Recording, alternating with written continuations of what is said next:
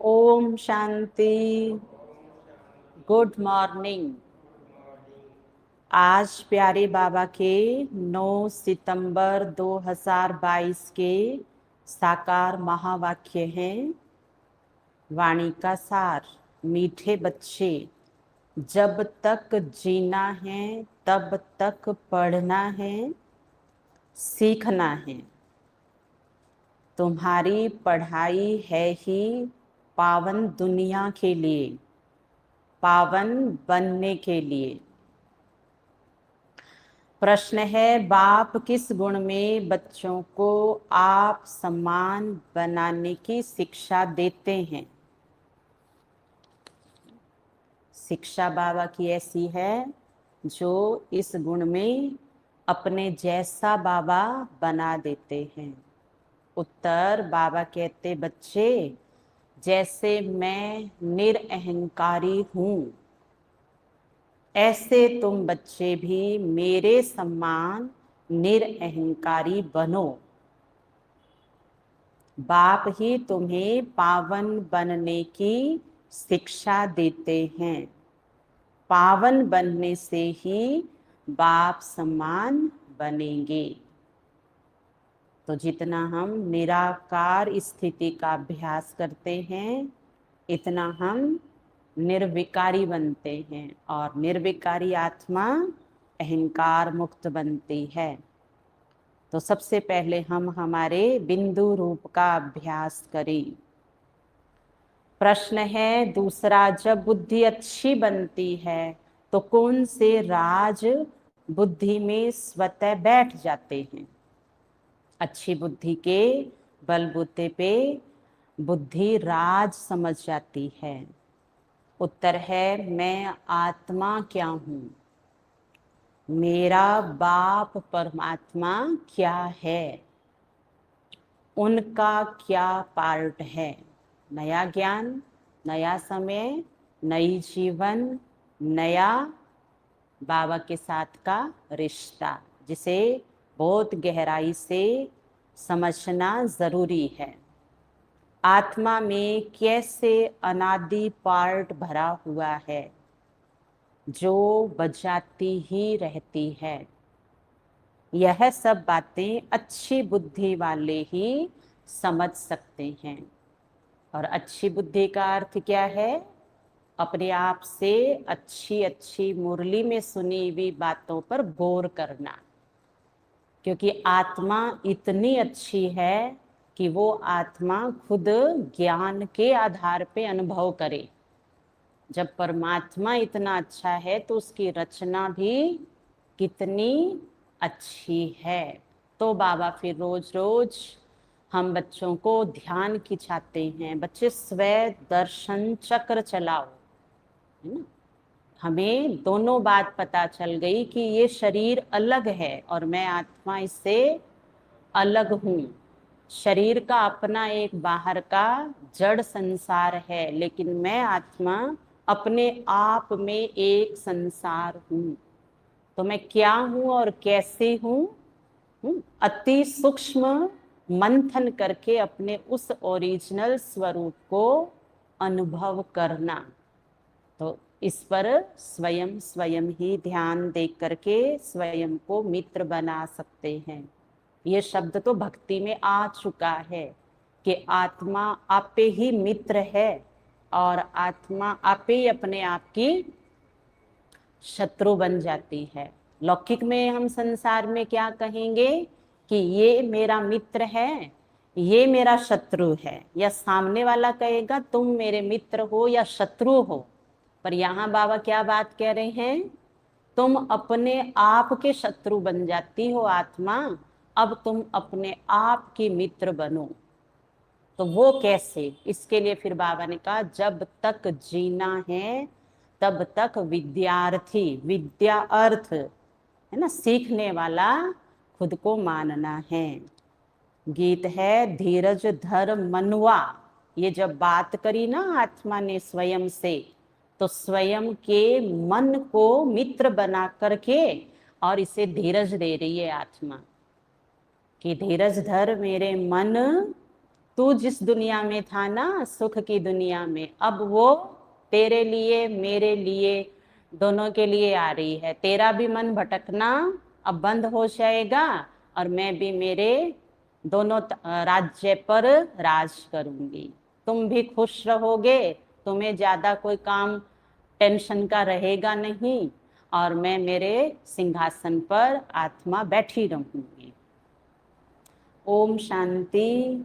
बेहद का माँ बाप मिला तो धीरज मिला, नहीं तो कहाँ था हमारे बस में कि हम अपने मन को मना लें।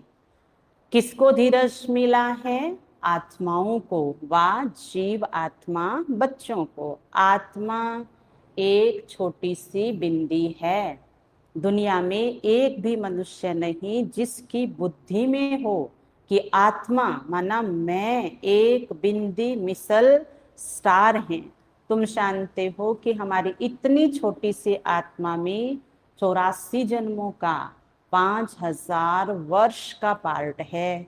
दूसरी आत्माओं में तो इतना पार्ट भरा हुआ नहीं है। तो इसे हमें अपने अंदर हैरानी से समझ करके मंथन करना है। सुन लिया और उसको अनुभव नहीं किया, तब तक क्या करें? वाह क्या बात है, मैं क्या हूँ, छोटी सी, और मेरे अंदर पार्ट देखो, और कैसा कैसा पार्ट। मनुष्यों की बुद्धि कितनी कमजोर हो गई है, जो समझती नहीं है स्वयं की पहचान कितनी प्यारी है, ये ज्ञान ही नहीं है आत्मा को। परमात्मा के लिए तो नहीं कहेंगे कि वह 84 जन्म व 84 लाख जन्म लेते हैं, नहीं। तुम बच्चे जानते हो इतनी छोटी सी आत्मा में 84 जन्मों का अविनाशी पार्ट नूंधा हुआ है। उसको कुदरत कहेंगे ना। कितनी छोटी सी बिंदी आत्मा है जिसमें सब जन्मों का अविनाशी पार्ट नूंधा हुआ है। वह कभी मिटता नहीं है, मिटने वाला भी नहीं है। जो रिकॉर्ड हो चुका है, चाहे वो मनमत पे, चाहे वो श्रीमत पे, चाहे वो पुण्य के रूप में, चाहे वो विक्रम के रूप में, वो फिर से मैं आत्मा आऊंगी और उसे मैंने बजाना है। और उसका वो फल अर्थात अनुभव मुझे करना पड़ेगा। मैं आत्मा जब अपने संस्कार बना लेती हूँ तो वो मेरे को तरह तरह के संसार में आना ही पड़ता है। कितना भारी वंडर है, लग रहा है क्या? या कोई बड़ी बात नहीं है? थोड़ा इस पे जब मंथन करते हैं ना तब वंडर लगता है। तुम्हारे में भी कोई है जो इन बातों को जानते तो हैं फिर भूल जाते हैं। यह धारण करना है औरों को समझाने के लिए। बाप परम पिता परमात्मा को करण करावन हार कहा जाता है। वह भी करते हैं सिखलाने के लिए। उनको निराकार निरअहंकारी कहा जाता है। उनका अर्थ भी कोई समझ ना सके, यह गुण बच्चों को ही सिखलाते हैं। बच्चों को भी ऐसा निरअहंकारी बनना है। ज्ञान सागर है तो ज्ञान भी सुनाना पड़े ना। पतित पावन है तो जरूर आकर पतितों को ही शिक्षा देंगे ना पावन बनने की। बाबा कहते मेरा जो काम है वो तो मैं करूंगा, और मैं तो टीचर हूं तो पढ़ाऊंगा, और जो मेरे में है वही तो मैं पढ़ाऊंगा। बाबा में तो ज्ञान है कि पतित कैसे बने, हम पावन कैसे बने। जैसे सन्यासी शिक्षा देते हैं सन्यास करवाने के लिए, यह भी 5 विकारों का सन्यास करना है। अब बाबा हमें 1500 साल पहले ले गए। 1500 साल पहले भी जो बात बाबा आज जीवन में उतार रहे हैं, इस संसार में ये बात आ चुकी थी। भले बताने वाला मनुष्य था तो 1500 साल पहले आई, और 2500 साल तक तो ये रही थी। तो बीच में कितना समय बचा? 1000 साल। तो देखो 1000 साल ही, उसमें भी आप अगर 8 कला संपन्न अपना जीवन द्वापर में देखते हैं, तो वहां भी तो बाबा कहते इतनी तमो प्रधानता है ही नहीं। तो वाह, क्या हमारा पार्ट है, क्योंकि ये नॉलेज है मेरी आत्मा में, तो फिर मैं आत्मा अपने आप को संभालूं तो सही। हम ऐसी वैसी आत्माएं हैं कहाँ, 8 कला संपन्न में भी हम भक्ति मार्ग में हैं, सतो प्रधान भक्ति कर रहे हैं। हमारा इन विकारों से कोई लेन देन हो सकता है? आप सोच के देखिए, हो सकता है? हमारी वजह से 1500 साल से सन्यासी बाबा की बात को कह रहे थे, और 2500 साल तक तो हम खुद ही बेहद के सन्यासी थे। इसलिए बाबा कहते हैं ना, इच्छा मात्रम अविद्या। ये अपने अंदर जाना पड़ेगा इसके लिए, तब ये जो महाखोफ रावण है ना, ये हमारे लिए कहां से हुआ? कौन कहता है महाखोप है रावण में, खूंखार है ये? हम कह सकते हैं? अभी कितने साल हो गए बाबा से पालना लेते हुए? सोचो, ये तो आत्मा ही सोचेगी ना। सरल और सहज है, और उसका नाम सिर्फ प्रेम है।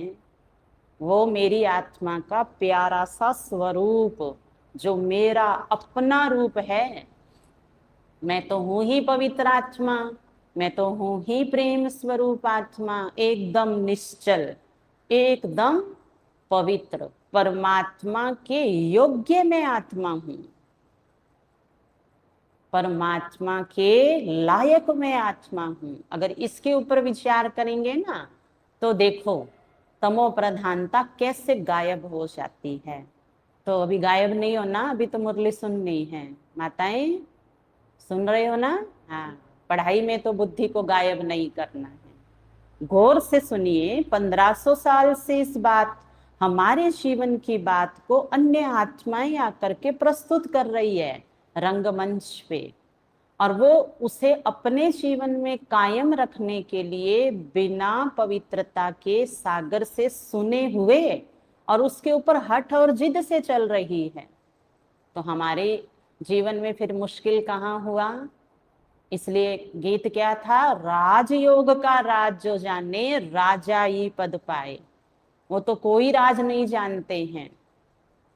एक एक जब बात का भेद मेरा मुझे पता है, तो फिर मुझ आत्मा को तो संभल के ही चलना होगा। अब ये गिरने वाला मार्ग कहाँ से रह गया, जो क्या करूं बाबा, क्या करूं बाबा? बाबा कहते योग करो, नींद फिट जानी चाहिए। और आगे गए हैं बहुत सारे, हफ्ते में 2 दिन 2:30 बजे उठ के देखिए, नया नया योग करिए, सब होगा। तो बाबा कहते बच्चे, 5 विकारों का सन्यास तो सन्यासियों ने आकर के चालू करा दिया था। पतित पावन आकर के शिक्षा देंगे, नहीं तो हम पावन कैसे बने? गाया भी जाता है, जब तक जीना है तब तक सीखना है, पढ़ना है। स्कूलों में तो ऐसे नहीं कहा जाता है, उसमें तो इस ही जन्म में पढ़ाई की प्रारब्ध भोगनी है। यहाँ तो कहा जाता है जब तक जीना है तब तक पढ़ना है। और हमारी पढ़ाई का नाम क्या है? Hear no evil, see no evil, talk no evil, think no evil, do no evil। बस इतनी सी पढ़ाई है। कितनी सरल पढ़ाई है। आंखें मेरी है, मैं आत्मा मालिक हूं इनकी, क्यों देखूं बुरा? कान मेरे हैं, मेरी मर्जी है। कान तो आपके ही है ना, दूसरे के तो आपके 2 कान जाके नहीं लग जाते हैं, या उसके लग जाते हैं। मेरी आंखें हैं, मैं जो चाहूं देखूं। अगले को 2 दिए ना, अगले के 2 कान है ना, तुम जानो तुम्हारा, मुझे तो मेरे ऊपर ध्यान देना है। आत्मा को योग से ही पवित्र बनाना है। जितना योग में रहेंगे तो तुम्हारी आत्मा गोल्डन एज में जाएगी, फिर आयरन एज में न आत्मा को, नए शरीर को रहना है। हम पढ़ते ही हैं पावन दुनिया में आने के लिए।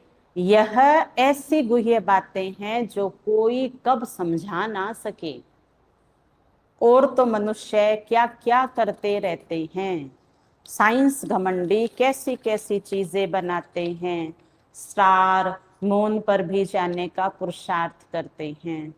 तुम समझते हो इनसे कोई जीवन मुक्ति नहीं मिलती है, करके अल्पकाल क्षण भंगुर सुख मिलता है। एरोप्लेन से सुख भी मिलता है तो दुख भी मिलता है। कल एक्सीडेंट हो जाए तो दुख होगा। स्टीमर डूब जाता है, ट्रेन का एक्सीडेंट हो जाता है। बैठे बैठे भी मनुष्य हार्ट फेल हो जाते हैं। और अभी तो बैठे बैठे नहीं, डांस करते करते 1 सितंबर को डांस करते करते भाई ने शरीर छोड़ दिया।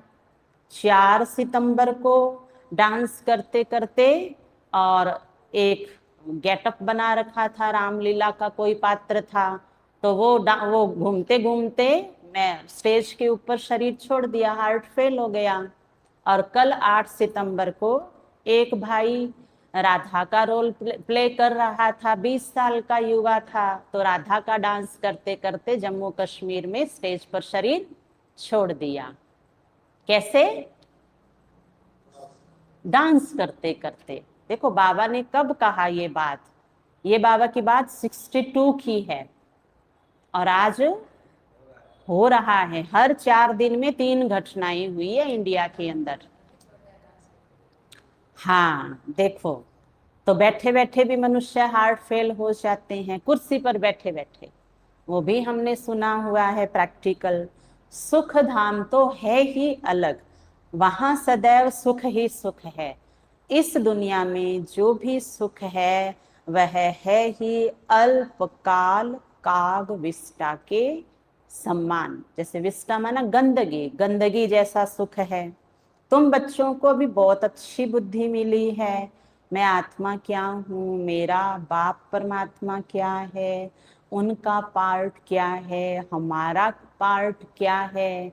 अब वाला, पीछे वाला भूल जाइए, आज पे फोकस रहना है। दुनिया का एनालाइज है कि 5% हम वर्तमान में रहते हैं, पर हमारा एनालाइज अलग होना चाहिए उनसे। हम कितना परसेंट हैं वर्तमान में? उन्होंने 80 पीछे बताया है, 5 आज का बताया है, अभी का 15 भविष्य का। तो आप कितना बताओगे खुद का? 80 है, वेरी गुड। बाकियों का? ये तो एक भाई बोल रहे हैं। आज के दिन कितना जीना है बाबा के संग, लक्ष्य के साथ, सेवा के संग? 5%। माना डेली का 5 रुपया कमाई, 100 रुपया में 5 रुपया कमाई करेंगे या 80 रुपया करेंगे मोहन भाई? हाँ, कमाई तो पद्मा पदम है, लेकिन उसके लिए ध्यान रखना जरूरी है। वो 80 जो बीते हुए जीवन में जा रहे हैं ना हम, 80 रुपया रोज का 100 रुपया में से वेस्ट हो रहा है। वहां से बुद्धि को निकालना होगा, तब पद्मा पदम बन सकते हैं। तो जो 80% मौजूद हैं, 80% यहाँ मौजूद हैं पढ़ाई में, तब तो फिर कमाई है ना। हाँ तो बताओ कौन कौन सी तारीख को 3 जनों ने स्टेज पर शरीर छोड़ा? तारीख बता दो बस। हाँ, बाबा ने सुनाया था अभी। तो 80% कहेंगे ना। अब ऑनलाइन वालों का लिखा हुआ हम बाद में देखेंगे, क्योंकि दुनिया प्रूफ सहित, डेट सहित वाकया सुनाती है। हाँ बोलो माता श्री। 4 तारीख, ये तो एक हो गई जो दूसरे ने शरीर छोड़ा। हाँ, और इतनी देर नहीं लगती है। 80% जो 80 रुपया कमा रहे हैं। हाँ नहीं, हो तो रहा है। 3 डेट गोकुल भाई अभी अभी सुनाया है बाबा ने। 7 और 8 ना भाई जी, नो। क्यों? 3 हुए हैं, प्रूफ है हमारे पास। इतना ऐसा होता है सुनते समय? नहीं, हम सुनते थे, ऐसी बात नहीं है, हम भी छोटे थे। हम तो नोट करते थे, सुने हुए के अंदर और निकाल लेते थे। बैठे बैठे बाबा एक पॉइंट बताता, हम उस समय 10 पॉइंट लिख लिया करते थे, और सुनते भी थे और लिखते भी थे। लिखते थे सुने हुए के ऊपर और सुनते थे अब बाबा ये बोलेगा।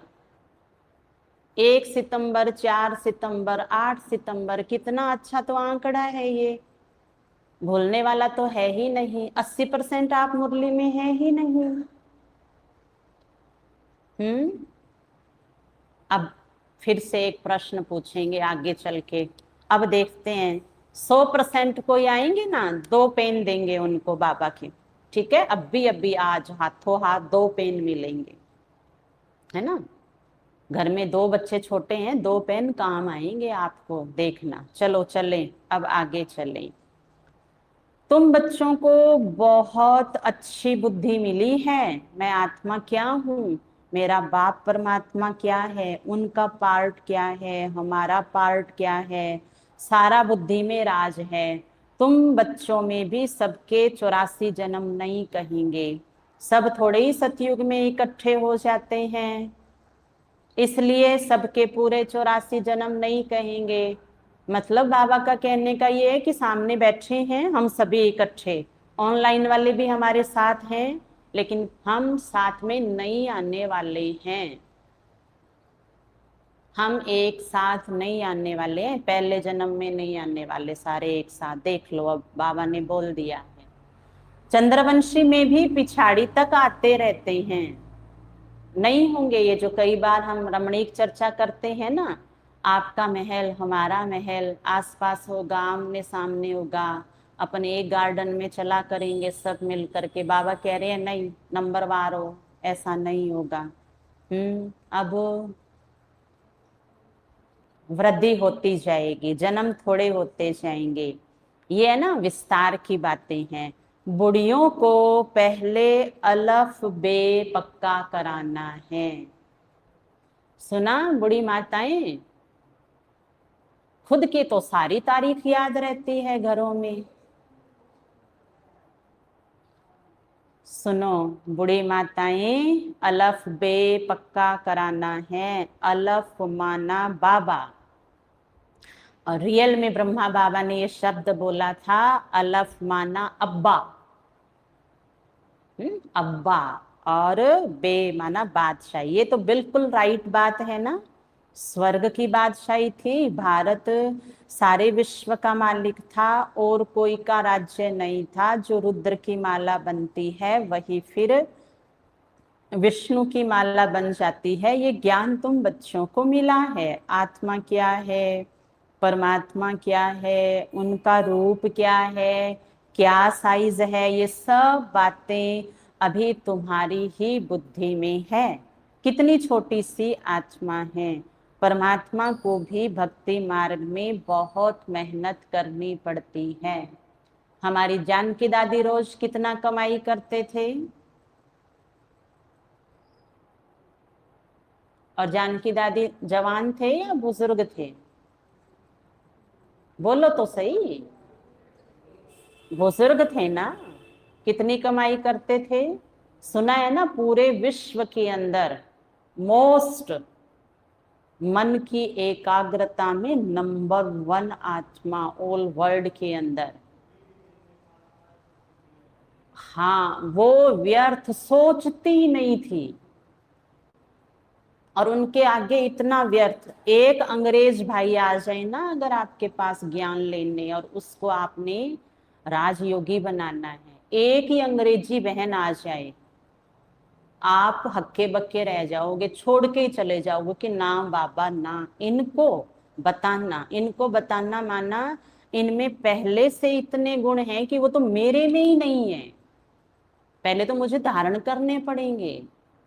क्योंकि हम इंग्लिश बहनों के साथ मधुबन में रुके हुए हैं, हमने इंग्लिश लोगों को देखा है वहां। ये हमारा जो बेफिक्र बादशाह लापरवाही वाला पुरुषार्थ है ना, ये उनके साथ नहीं चलता। उनकी अगर धारणाएं देख लेवे ना हम, उठने बैठने खाने पीने सोने बोलने की, कुछ नहीं कर पाएंगे ऐसों के बीच में। और दादी व्यर्थ में जीरो थी, रोज का 100 रुपया कमाती थी। बाबा ने कहा ना बच्ची 100 रुपया कमाई है आज, तो वो 100 कमाते थे। आज अपनी कमाई चेक कर लेना, है ना, क्योंकि बाबा ने अभी भी कहा चंद्रवंशी में जाओगे 100 रुपया कमाने वाले के जैसा बनेंगे तो उसके घराने में आ जाएंगे। और दादी कौन है? जानकी दादी अष्ट रत्नों में से एक रतन है। जाएंगे ना? जाएंगे। हाँ, बोलना तो चाहिए ना, मुस्कुराने और बोलने में जाता क्या है? कुछ जा रहा है आपका? हाँ, जाएंगे, क्यों नहीं जाएंगे? परमात्मा को भी भक्ति मार्ग में बहुत मेहनत करनी पड़ती है। द्वापर से कलयुग अंत तक अथवा संगम के अंत तक कहेंगे, उनका पार्ट चलता है। यह सब तुम जानते हो। तुम कहेंगे ये सब कल्प पहले भी हुआ था, आज से 5000 वर्ष पहले भी हुआ था। ये है ना डराने वाली बात है, इसमें खुशी मनाने वाली कोई बात नहीं है कि जो मेरा कल चार्ट बीता है मैंने कैसा कैसा बनाया है। 5 रुपया कमाया था, अब इसमें राज्य होने वाली कौन सी बात है? लापरवाह होने वाली कौन सी बात है? 5 रुपया कमाया, और बाबा तो ये भी कहते हैं कई बार, आज कमाया आज खाया। इसमें राज्य होने वाली बात नहीं है, हिम्मत रखने वाली बात है। बस थोड़ा इतना सा पुरुषार्थ क्या कर लिया कि जैसे तो मैंने तो गढ़ जीत लिया। कौन से वाला? राजगढ़। महेंद्रगढ़ जीत लिया। अपने अंदर गढ़ है ना, अपने अंदर मन बुद्धि संस्कार वाला जो राज्य है इसको जीत के दिखाना है। अच्छा, तुम कहेंगे ये सब कल्प पहले भी हुआ था, आज से 5000 वर्ष पहले भी हुआ था। एक अखबार में रोज डालते हैं 100 वर्ष पहले क्या हुआ। 100 वर्ष की तो बात सहज है, अखबारों से झट निकाल बताएंगे। वह है टाइम्स ऑफ इंडिया अखबार, तुम्हारी अखबार है टाइम्स ऑफ वर्ल्ड। बाबा के टाइम में अभी भी आती है, पर बाबा ने देखो चेंज कर दिया, टाइम्स ऑफ इंडिया नहीं, टाइम्स ऑफ वर्ल्ड। ये अक्षर बड़ा अच्छा है, रोज लिख सकते हो आज से 5000 वर्ष पहले क्या हुआ था। 5000 वर्ष पहले जो हुआ था वही अब हुआ। ऐसे ऐसे लिखने से मनुष्यों को ड्रामा का पता तो पड़ जाए। मैगजीन में भी लिख सकते हैं। तुम बच्चों की बुद्धि में तो सारा राज है, आत्मा और परमात्मा का ज्ञान तो कोई भी मनुष्य में नहीं है, और इसकी तलाश में ही वो क्या से क्या कर बैठे हैं। तो वह मनुष्य क्या काम का? तुम जानते हो मनुष्य ही 84 जन्म लेते हैं। पहले पहले ब्राह्मण वर्ण है, फिर देवता वर्णों में आते हैं। वर्ण तो यहाँ ही है, सूक्ष्म वतन में तो वर्णों की बात ही नहीं है। ब्रह्मा को प्रजापिता कहते हैं, विष्णु को प्रजापिता नहीं कहेंगे। ब्रह्मा द्वारा तो एडॉप्ट किया जाता है। विष्णु के 2 रूप लक्ष्मी नारायण के तो बच्चे पैदा होते हैं जो तखत पर बैठते हैं। शंकर को भी प्रजा का पिता नहीं कहेंगे, यह भी जानते हो। जैसी जैसी भावना है वैसे वैसे साक्षात्कार हो जाता है। बाकी वहां कोई सूक्ष्म वतन में सर्प आदि की बात नहीं है, बेल भी वहां हो ना सके। सूक्ष्म वतन में तो है ही देवता। सूक्ष्म वतन में जाते हो, बगीचा फल आदि देखते हो, तो जानने वाली से बाबा ने पूछा क्या वहां बगीचा है? बाबा साक्षात्कार कराते हैं, बाकी वहां है नहीं। बुद्धि कहती है वहां सूक्ष्म वतन में झाड़ आदि हो ना सके, यह जरूर साक्षात्कार होता है। साक्षात्कार भी यहाँ का कराएंगे। यह सब है साक्षात्कार, इसको जादूगरी का खेल कहते हैं। यह कोई ज्ञान नहीं है। मनुष्य मनुष्य को बैरिस्टर बनाते हैं, वह कोई जादू नहीं कहेंगे। वह विद्या देते हैं, यह तुम्हारे को मनुष्य से देवता बनाते हैं नई दुनिया के लिए, इसलिए जादूगरी कहा जाता है, क्योंकि टोटल चेंज लाइफ है ना। कहाँ ये मनुष्य जन्म हमारा, जिसके ऊपर गौर करके देखते हैं कुछ भी नहीं है हमारे पास, खुशी नहीं है, शांति नहीं है, राज्य नहीं है, सम्मान नहीं है, सामान ही नहीं है घर में। और कहाँ आने वाला जो जीवन है हमारा, इस शरीर को छोड़ने के बाद मिलने वाला, उसके बारे में सोचें तो एक एक चीज सोच के देखो, 2500 साल तक शरीर में एक भी बीमारी नहीं है।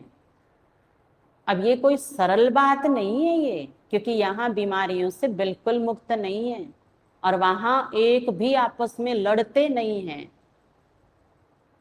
लड़ते नहीं है। और देखो कई बार कोई कोई लोग क्या कहते हैं, 50 साल हो गए हैं, वो 50 साल से भी बोल रहे हैं, और वो कितनी बार बोल चुके हैं कि मुझे 50 साल हो गए, मैंने आज तक एक भी टैबलेट नहीं खाई है। अगला व्यक्ति बोलता है ये कितने साल से,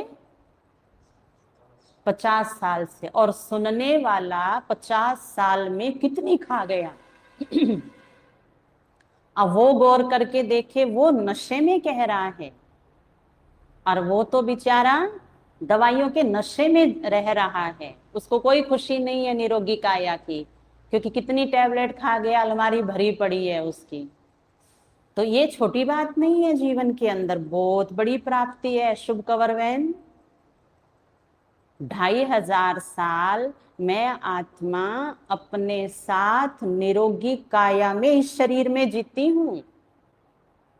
एक जन्म भी मिल जाए ना, और लोग तो कहते हैं हमारा ऑपरेशन हुआ, एक दूसरा जन्म मिल गया, फिर ऑपरेशन हुआ तो अब हमें तीसरा जन्म मिल गया।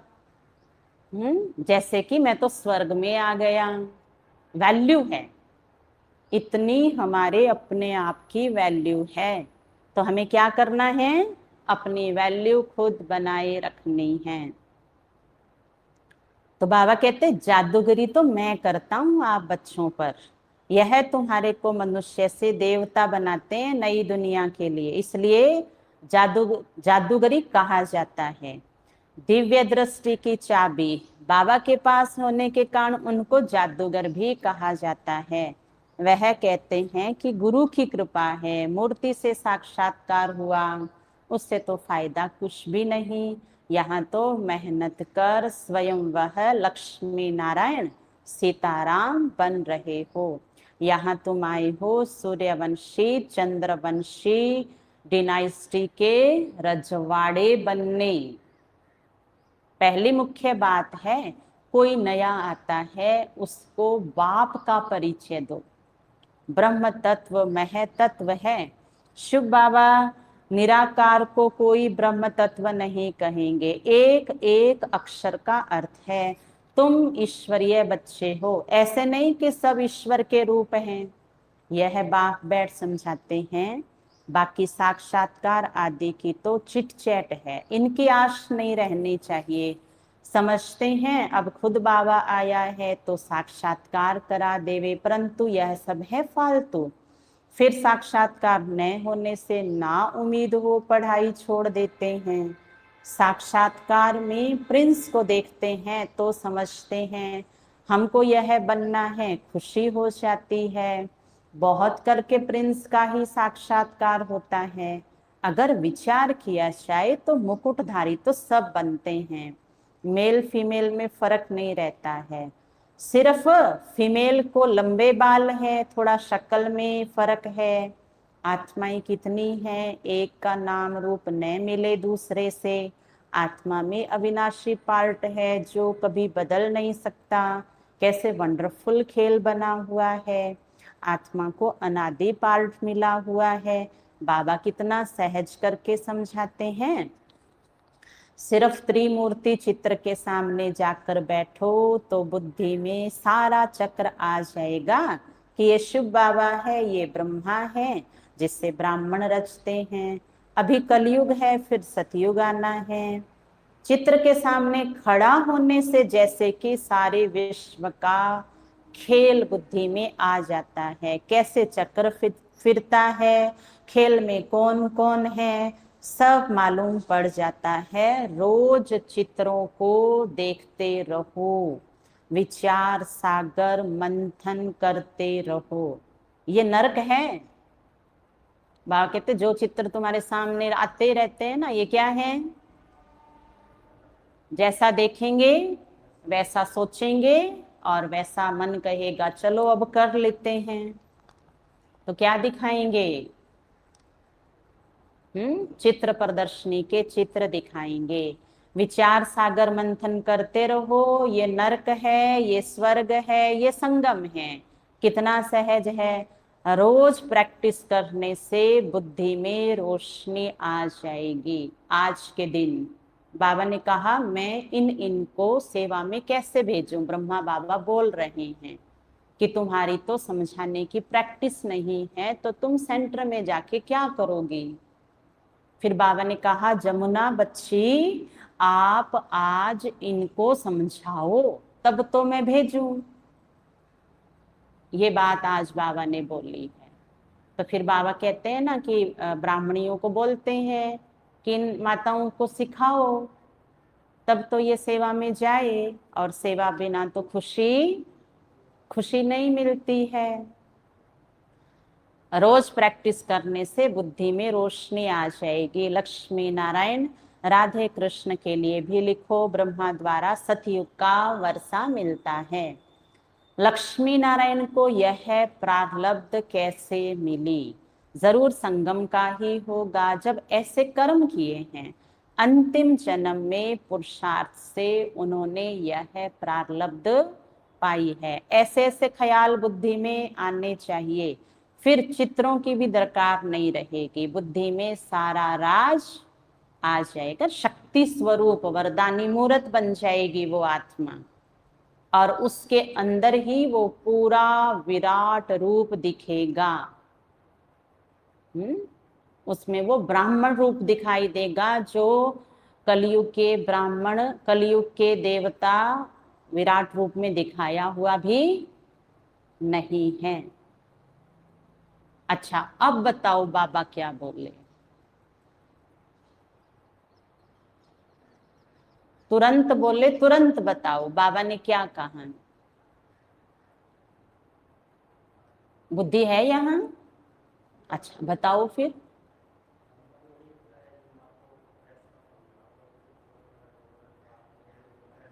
वो नहीं, आगे आ गया बाबा। अभी अभी बता के पूछ रहा है बाबा।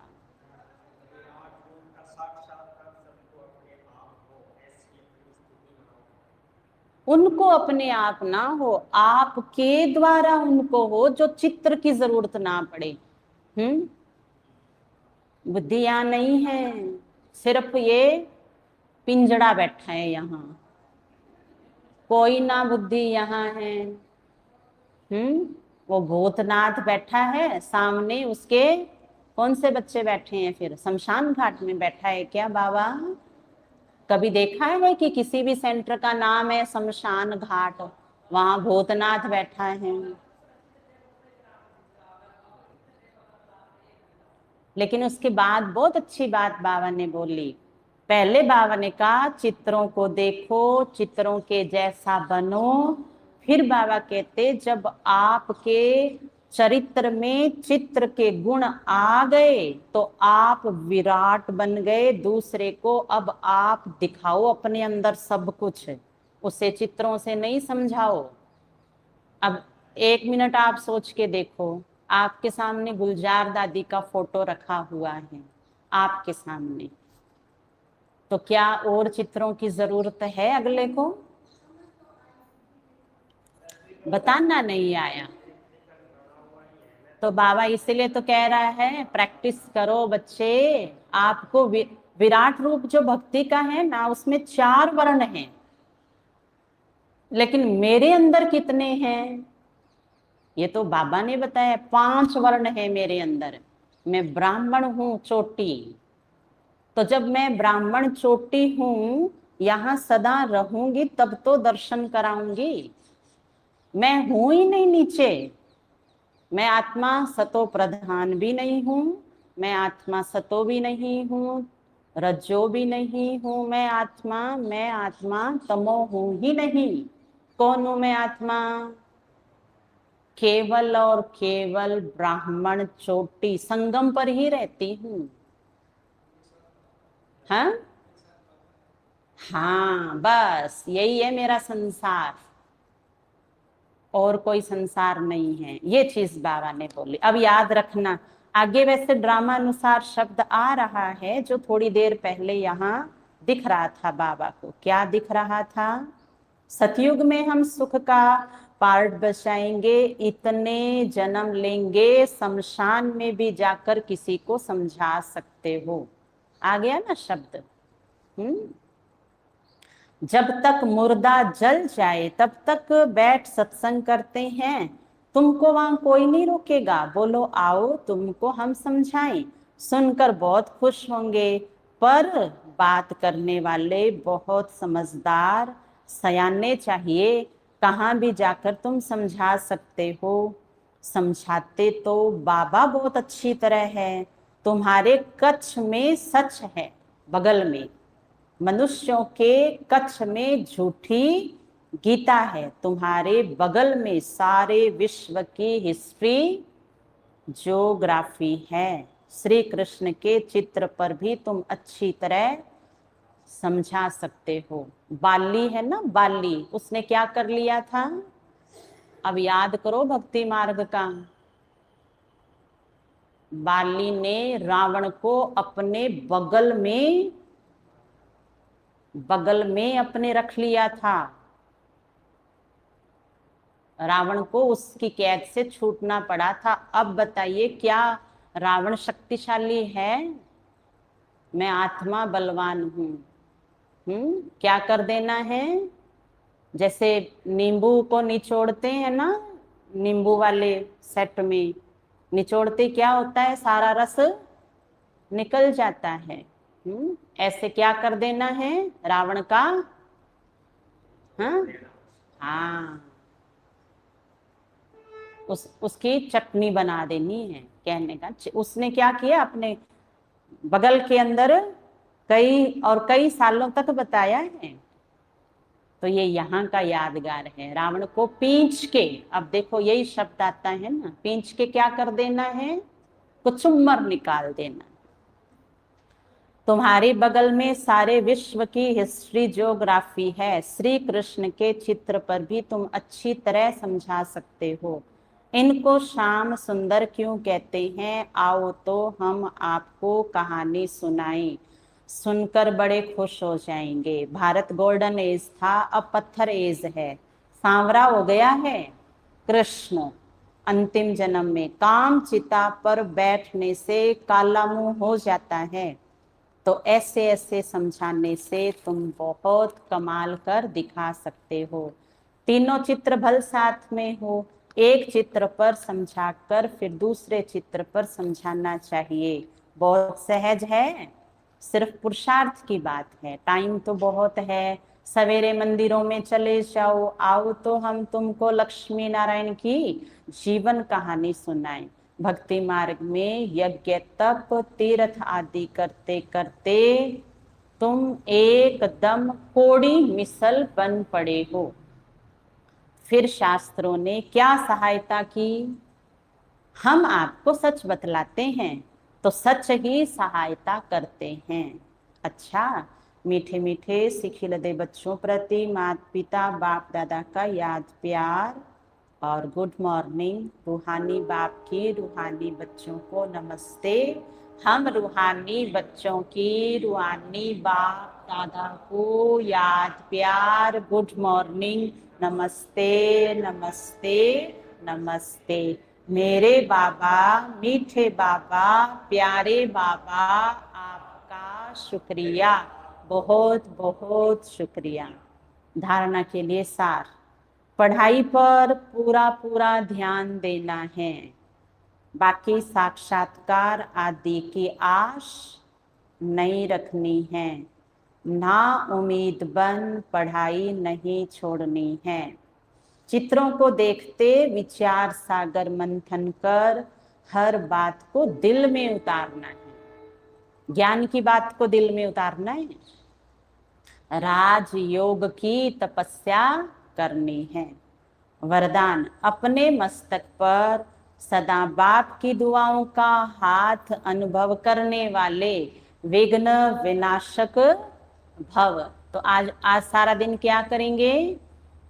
अनुभव हो नहीं ना तब तक करना है। ऐसे नहीं एक बार किया और हो गया। क्या होता है एक बार में? हाँ, सारा बीच बीच में जब जब लगे ना, बाबा बस आ जाओ, रख दो मेरे सिर पे हाथ और ले जाओ इस जहर को जो अंदर बार बार हलाहल विष आ रहा है और मुझे तंग कर रहा है। सुन रहे हो? कितनी बार हाथ रखवाओगे आज बाबा से? खुद ही बता दो, आज अपना होमवर्क खुद करो। 100, 200, 300, 50, 250, बोलो बोलो जल्दी। बस 50 बार ही। ये माता जी 100 तो बोलते ना, कम से कम 50 तो। अच्छा 500 बार करेंगे। हाँ, रखो तो गिनती कर लेना कितना हुआ, और जो कह रहे हैं कि गिनती में करेंगे तो वो भी गिनती कर लेना। कल दोनों पूछेंगे, कल दोनों पूछेंगे कि याद आया जब रखा कितनी गिनती, और जिन्होंने गिनती कही है वो करके दिखाना। अच्छा, अब है विस्तार। विघ्न विनाशक वही बन सकते जिनमें सर्व शक्तियां हो। तो सदा ये नशा रखो कि मैं मास्टर सर्वशक्तिवान हूं। सर्व शक्तियों को समय पर कार्य में लगाओ।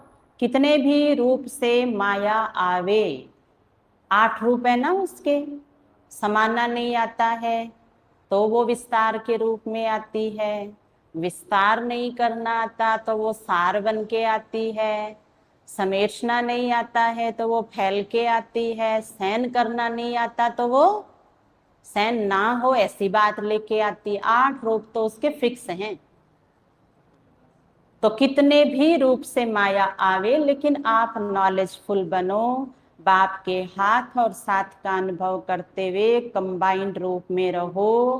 रोज अमृत वेले विजय का तिलक स्मृति में लाओ। अनुभव करो कि बाप दादा की दुआओं का हाथ मेरे मस्तक पर है, तो विघ्न विनाशक बन सदा निश्चिंत रहेंगे।